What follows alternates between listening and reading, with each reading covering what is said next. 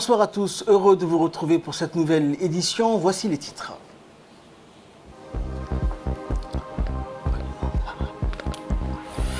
Le président de la République a reçu aujourd'hui le président de la Commission de l'Union africaine.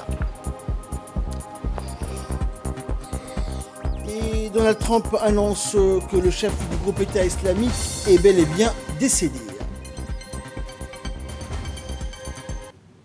Bonsoir à tous. Le président de la République, Ismaël Omar Guelleh, a reçu aujourd'hui le président de la Commission de l'Union africaine, Moussa Faki Mohamed. Les discussions ont porté essentiellement sur la paix en Afrique, en Somalie, en Libye et dans le Sahel. Et le président de la République a souhaité donc la bienvenue au président de la Commission de l'Union africaine.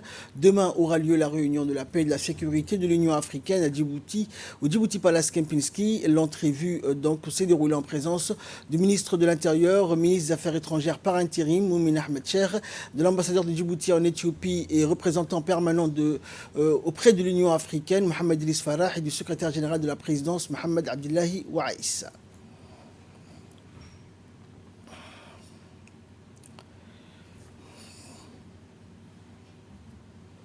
Et à l'issue de sa rencontre avec le chef de l'État, le président de la Commission de l'Union africaine, Moussa Faki, s'est exprimé donc au micro de la presse et a indiqué que l'entrevue avec le chef de l'État a porté essentiellement sur la paix et la sécurité en Afrique. On l'écoute. Reçu par son Excellence Monsieur le Président de la République, nous sommes venus ici dans le cadre d'une retraite, la retraite annuelle des représentants et des envoyés spéciaux de l'Union africaine et des organisations partenaires. Nous avons tenu cette réunion donc ici qui a commencé ce matin. Il y a le panel des sages qui a commencé ses travaux et nous allons commencer donc cet après-midi, demain et après-demain. Au cours de mon audience avec le président de la République, d'abord nous sommes venus lui présenter nos respects comme il se doit et profiter de l'occasion pour faire un tour d'horizon des questions de paix, de sécurité et de développement, notamment dans la région. Djibouti est le siège de l'IGAD, donc nous avons discuté de ce qui se passe dans la région de la Corne de l'Afrique. Nous avons parlé également des autres foyers de tension dans le continent, la Libye, le Sahel, le bassin du lac Tchad. Et au cours de ces travaux, il sera question de faire une analyse. Vous savez bien que l'année 2020, c'est l'échéance d'un projet important, celui des terres, les armes, à l'horizon 2020. C'est le thème également qui est retenu pour la prochaine conférence des chefs d'État à Addis. Et donc les questions de paix, de sécurité dans toutes leurs dimensions ont été les menus de nos échanges avec son Excellence Monsieur le Président de la République.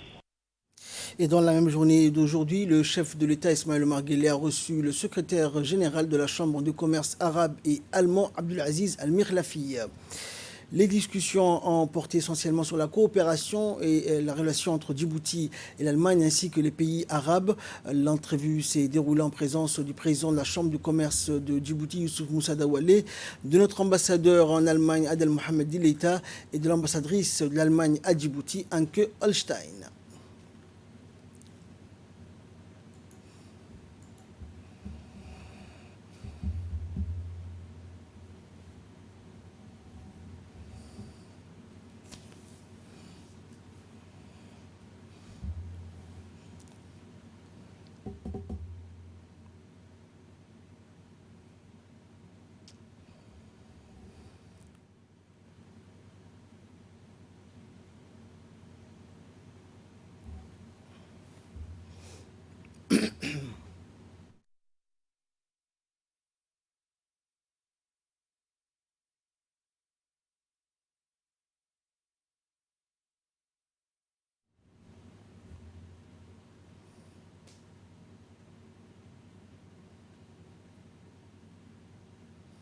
Et à l'issue de la rencontre, le président de la Chambre de commerce de Djibouti a rappelé donc les relations qui unissent la Chambre de commerce arabe, allemande et Djibouti. Un partenariat portant sur de nombreux domaines. On l'écoute.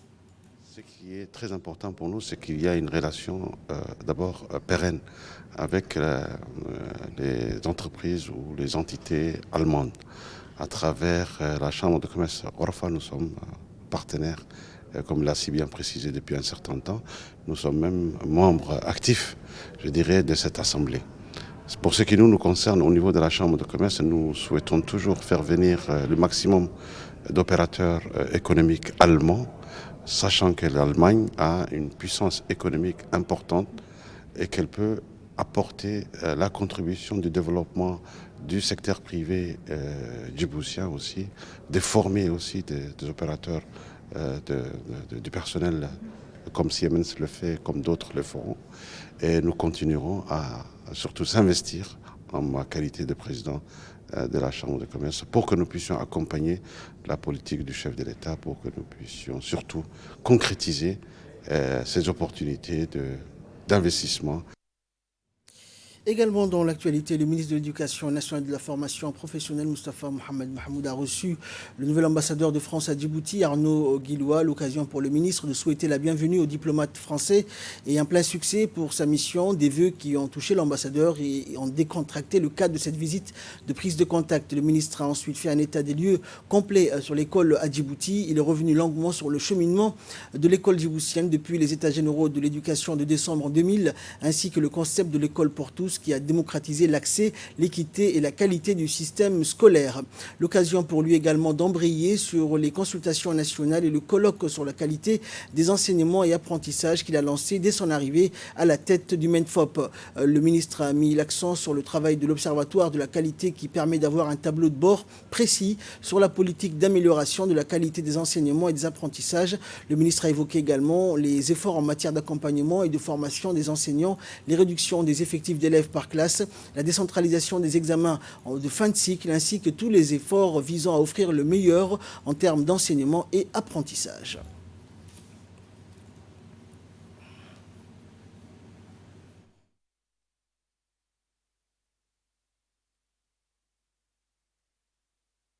Donc on a essayé de faire les bilans de cette année d'incubation.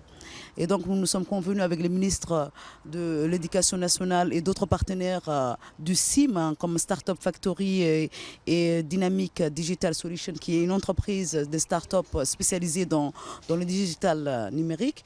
On s'est convenu de se revoir dans un mois pour suivre les progrès de ces jeunes qu'on a incubés et qu'on veut propulser sur le marché djiboutien. Et nous, en tant que Startup Factory, nous leur avons proposé plusieurs solutions pour renforcer ces centres. Et Inch'Allah, nous attendons le retour de ministres et de responsables de ces centres. Toujours nouvelle nationale, le ministère de la Santé, donc Mohamed Ouarsama Diriya, a reçu aujourd'hui dans son bureau l'ambassadeur d'Égypte accrédité à Djibouti, Mohamed Moustapha Orfi. La suite dans ce commentaire. La réunion a été avant tout une visite de courtoisie et de premiers contacts, mais également pour discuter des axes de coopération qui existent dans les secteurs de la santé entre la République de Djibouti et la République d'Égypte. Le ministre de la Santé, M. Mohamed Ouarsama Diriye, lors de cet entretien, a soulevé l'importance que rêve la coopération entre Djibouti et l'Égypte dans le domaine de la santé et qu'il était nécessaire de renforcer la coopération avec l'Égypte qui est un pays frère de longue date et dont l'appui dans le secteur de la santé est importante. À cet effet, le ministre de la Santé, M. Mohamed Ouarsama Diriye, et l'ambassadeur d'Égypte, Dr Mohamed Moustapha Orfi, ont discuté des points suivants. Dans le domaine de la formation des médecins spécialistes, l'organisation des missions médicales égyptiennes en République de Djibouti, ainsi que plusieurs autres axes de coopération relatifs au secteur de la santé. Le ministre de la Santé, M. Mohamed Ouarsama Diriye, a réaffirmé l'intérêt du gouvernement djiboutien de renforcer la coopération entre la République de Djibouti et la République d'Égypte et son département travaillera d'arrache-pied pour collaborer avec la partie égyptienne. La première réunion inaugurale du Conseil des ministres africains en charge du commerce pour les pays ayant signé et ratifié la zone de libre-échange continentale, la ZLECAf, s'est tenue à Addis Abeba, au siège de l'Union africaine, du 21 au 25 octobre dernier. Le ministre du Commerce, Hassan Ahmed Ibrahim, a pris part à la réunion et le thème de la réunion portait notamment sur l'importance de la mise en œuvre de la ZLECAf. Objectif de l'examen du rapport de la première réunion du comité des hauts responsables et fonctionnaires responsables du commerce et des questions diverses, de l'adoption du rapport de la réunion et enfin de la date et le lieu de la prochaine réunion.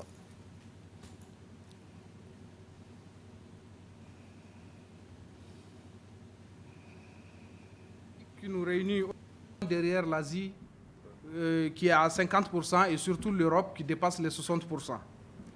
Avec la ZLECAf, donc, les entreprises africaines seront plus compétitives et pourront satisfaire la consommation intérieure, mais aussi répondre aux besoins de cette classe moyenne en pleine expansion et rendre le continent plus attrayant pour les investissements.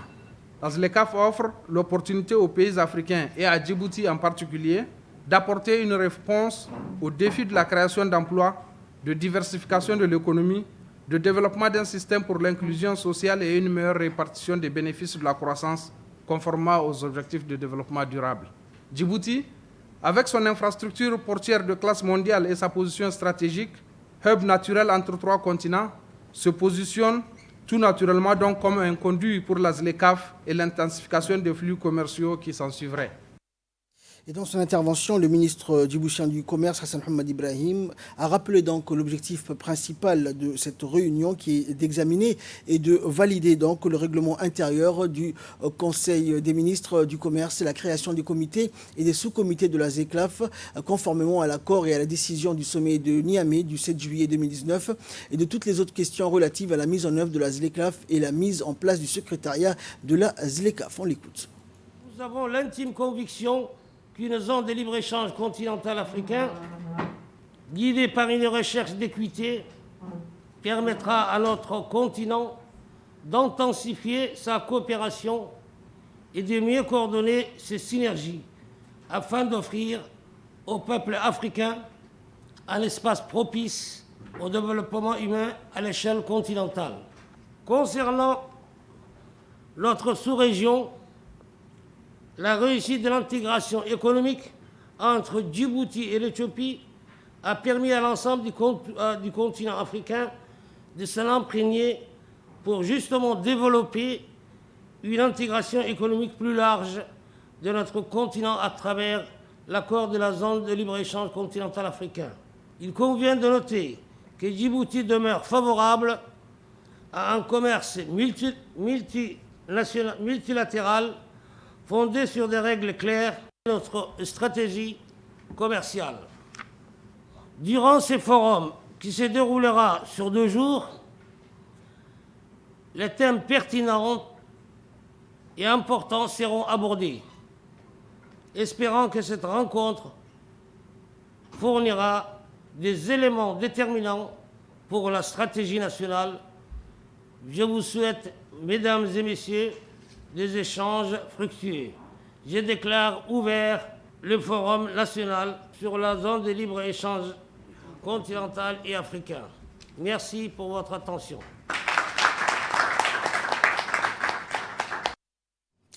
Le secrétaire général du ministère du Travail, donc Abdallah Ali Mohamed, a clôturé les travaux de la plénière annuelle du Conseil national du travail, de l'emploi et de la sécurité sociale, CONTES. Lors de cette réunion, plusieurs projets de loi et de décrets qui touchent l'organisation du monde du travail ont été examinés.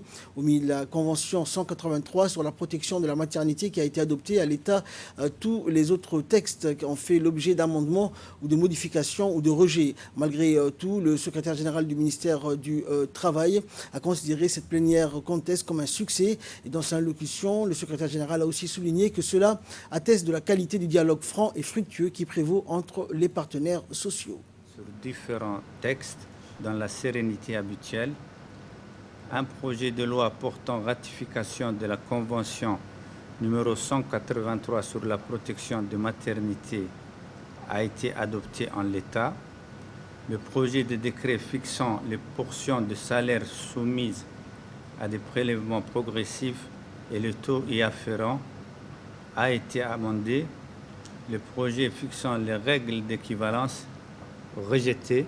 Le projet d'arrêté déterminant les modalités de déclaration d'ouverture d'une entreprise ou d'un établissement public de quelque nature que ce soit à l'inspection du travail, rejeté pour empiétement sur le guichet unique.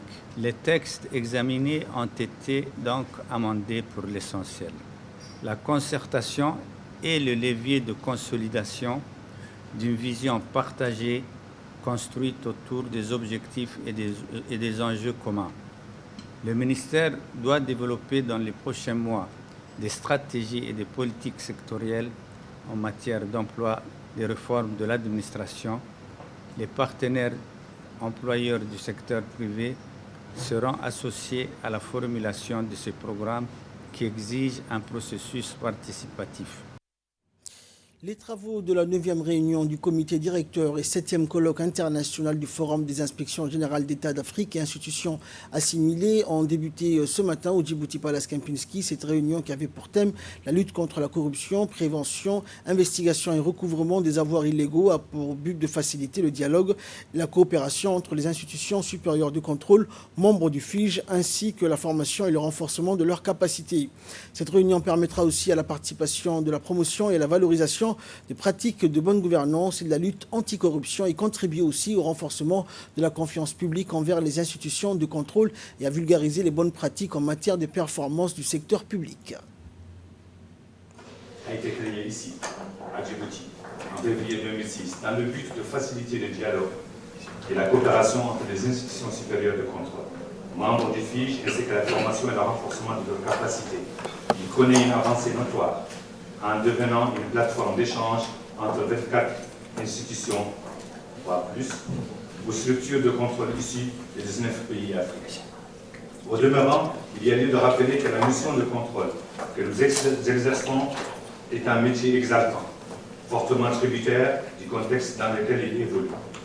Ainsi, notre organisation se trouve contrainte à s'adapter à un environnement en constante mutation et poursuivre son cheminement vers la modernité et la performance pour lui permettre d'atteindre les objectifs désignés.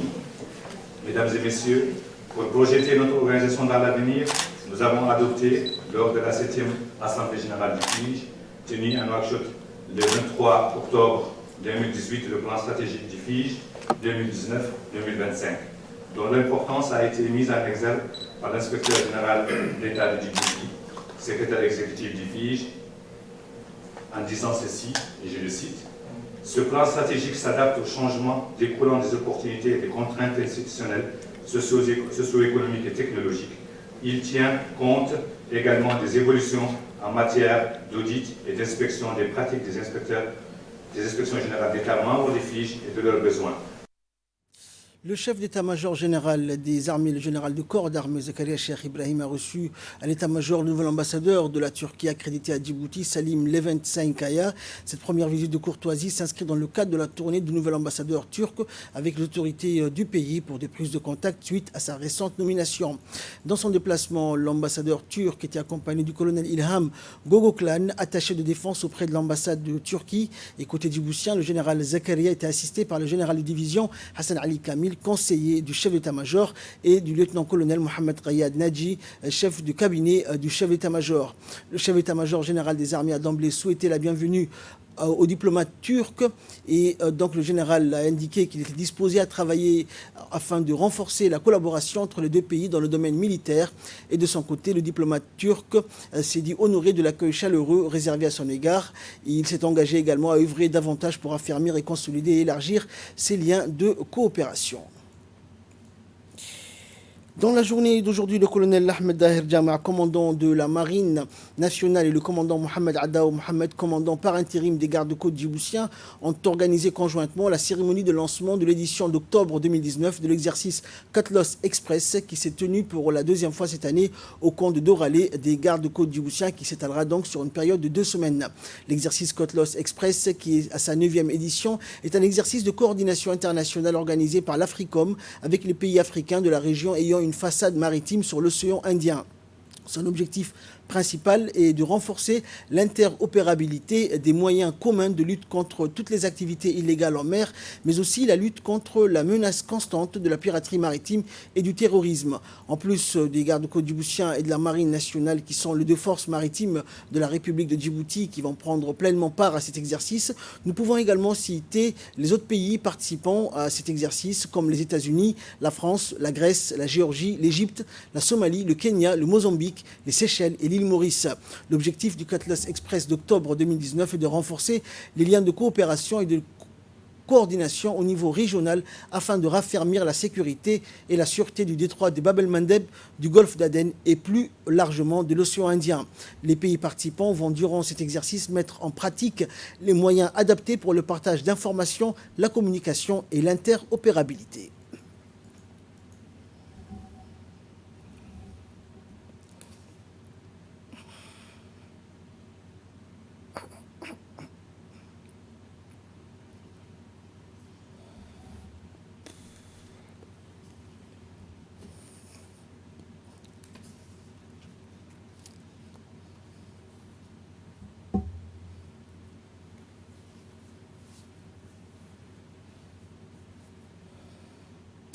Et dans leurs interventions, le chargé d'affaires de l'ambassade des États-Unis à Djibouti a rappelé que c'était la 3e fois en 2 ans qu'il participait à une cérémonie comme celle-ci.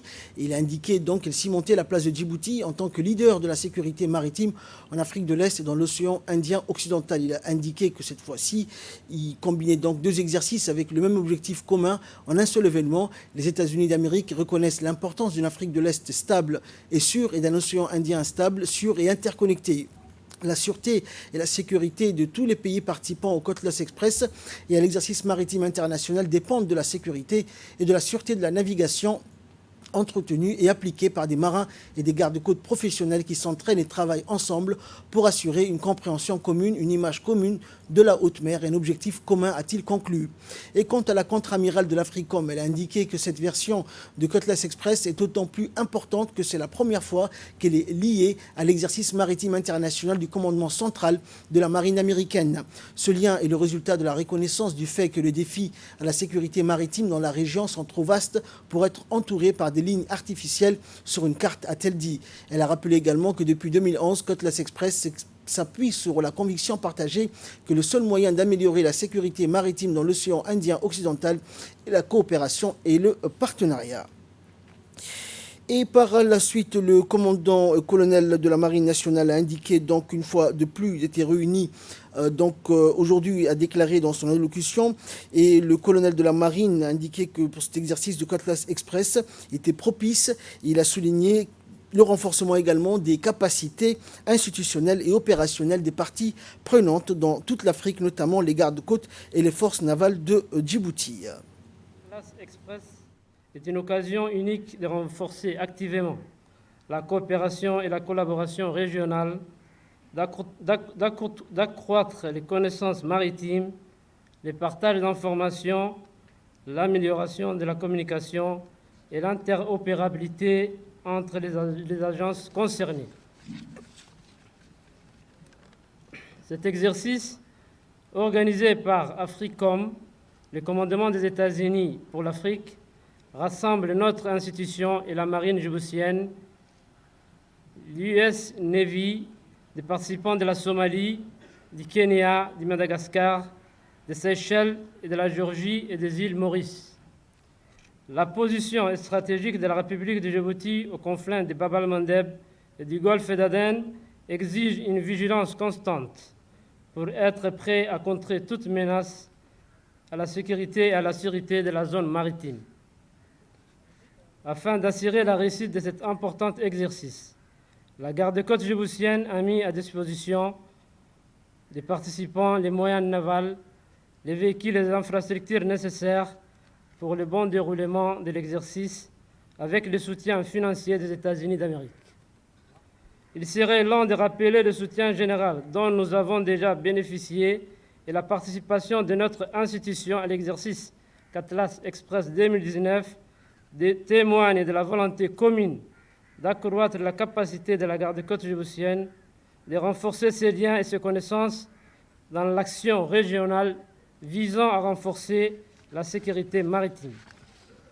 Je recommande vivement aux participants de mettre en œuvre pour tirer pleinement parti de cet exercice et s'enrichir des expériences et des connaissances de chacun. Et enfin, pour clore l'actualité nationale, le directeur général de l'Agence nationale des personnes handicapées, de Ali Saïd Mahmoud, a ouvert les ateliers de formation sur les troubles de langage, de signes de l'association Méditerranée sans barrières au sein de l'Église orthodoxe et le centre francophone de la langue de signes dans le centre de formation des formateurs visant à promouvoir l'inclusion à l'éducation des enfants à besoins spéciaux pour une éducation de qualité du 27 au 29 octobre 2019. Ces programmes de formation dureront 3 jours pour appuyer donc les enseignants et assistants sociaux des écoles publiques et privées, donc travaillant avec les enfants à besoins spéciaux qui sont en contact des familles vulnérables à travers donc la mise en place prochaine d'un système éducatif inclusif de haute qualité qui bénéficiera donc aux enfants à besoins spéciaux vivant à Djibouti. Et enfin, nouvelle du monde, notamment c'était dans les titres, Donald Trump annonce que le chef du groupe État islamique est mort. La suite dans ce commentaire de Fardous Hussein. el-Baghdadi est mort, il était le fondateur et le dirigeant de l'État islamique. Donald Trump avait quelque chose d'énorme à annoncer. Il avait fait savoir par un tweet. Le président américain l'a assuré. L'homme le plus recherché au monde a été tué la nuit dernière dans une opération des forces spéciales américaines. Elle a eu lieu dans un village du nord-ouest de la Syrie, près de la frontière turque.